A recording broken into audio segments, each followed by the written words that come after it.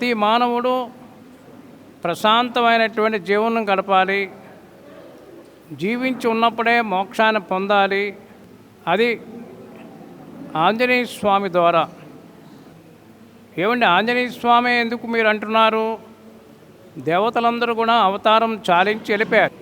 రాముడు, కృష్ణుడు, అనేక దేవతలందరూ కూడా వెళుతూ ఆంజనేయ స్వామికి ఆ శక్తులన్నీ కూడా దారాదత్తం చేసి, నాయనా నువ్వు చిరంజీవిగా ఉండు.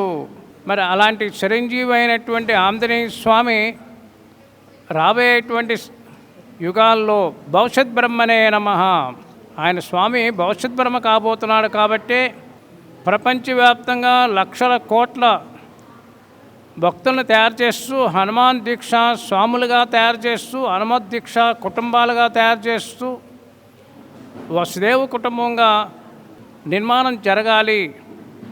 రాబోయేటువంటి కాలం అంతా రామరాజ్యం కావాలి. రామరాజ్యం ద్వారానే ప్రజలందరూ సుఖశాంతులతో ఉంటారు అని వారు ఆదేశాన్ని ప్రకారంగా ప్రతి ఇంటింటా ప్రతి వ్యక్తి కూడా రామనామం జపం చేయండి. రామనామాన్ని మించినటువంటి శక్తి మరొకటి లేదు. ఎత్ర ఎత్ర రఘునాథ కీర్తనం తత్ర తత్ర కుసుమస్తకాంజలం బాష్పవారి పరిపూర్ణలోచనం మారుతం నమ్మతలాక్షకాం. ఎక్కడెక్కడ రఘునాథ కీర్తనలు జరుగుతున్నాయో అక్కడక్కడ స్వామి హనుమ అంజలి కట్టించి ఉంటాను అంటాడు. ఎవరైతే రామనామం చేస్తున్నారో వాళ్ళ చుట్టూ నేనే ప్రదక్షిణ చేస్తాను అంటాడు హనుమ.